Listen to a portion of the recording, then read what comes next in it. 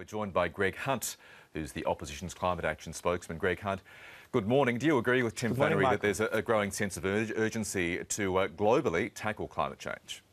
Well, I think that you see two things. I think that you see yes to action, no to carbon taxes. That's the real experience. The United States has said no to a carbon tax. Canada has voted decisively against one. Japan has deferred indefinitely.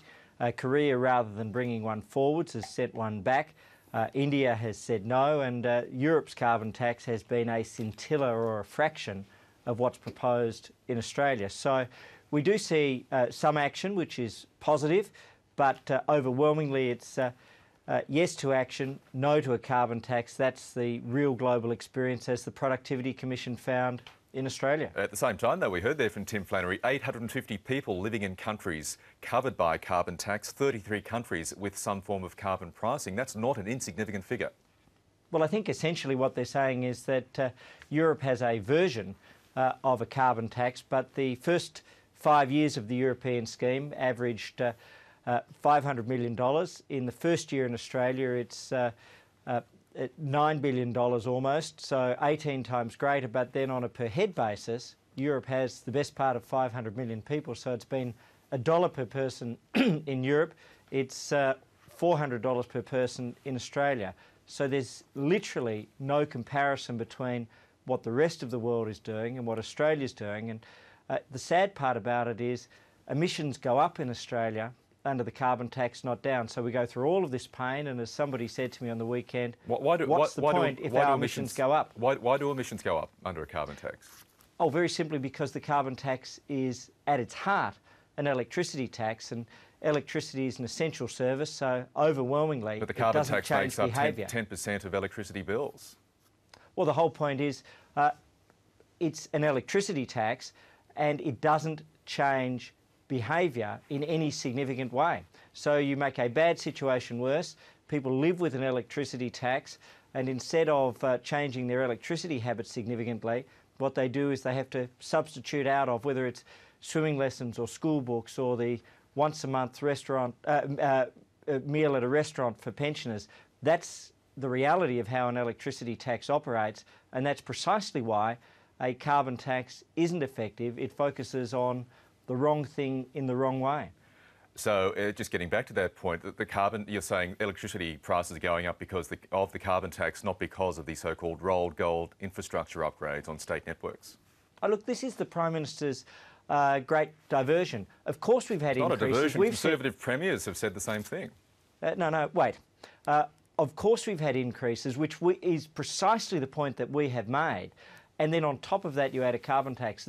This year, the carbon tax will represent, according to regulators, between 80 and 100% of the price rises in Queensland, well over 70% in Victoria, over 75% in Western Australia and the Northern Territory, and almost 80% in the ACT, and at least 50% in New South Wales. So the carbon tax is the prime mover for the coming year, and it comes on top of rises in the past.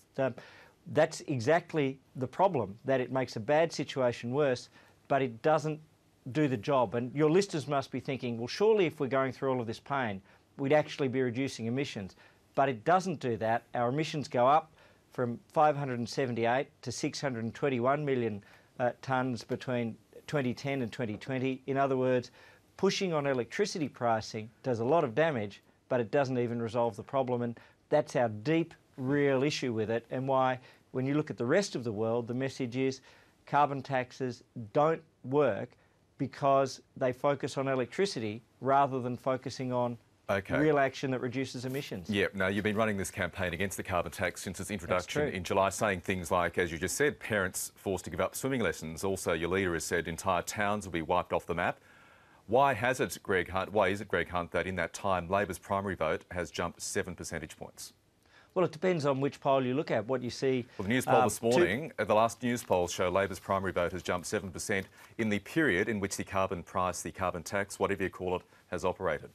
Well, it actually plummeted in the first poll, and it's bounced back to a more even position. But if you look at two different polls, Essential went up for the coalition, down for the government overnight. News poll changed to point in the other direction.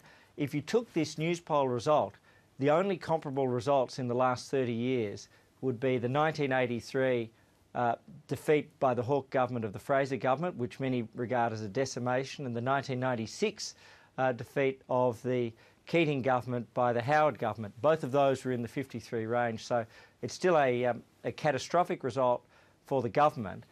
But there's a second poll, of course, which is at 57. So if you took the two together, you'd have to go back to 1977 to get a result as bad for a government. So they can boast and crow if they want about a result as bad as 1996 or 1983, or if you took the two together, one poll's got worse successively over the last 2 weeks.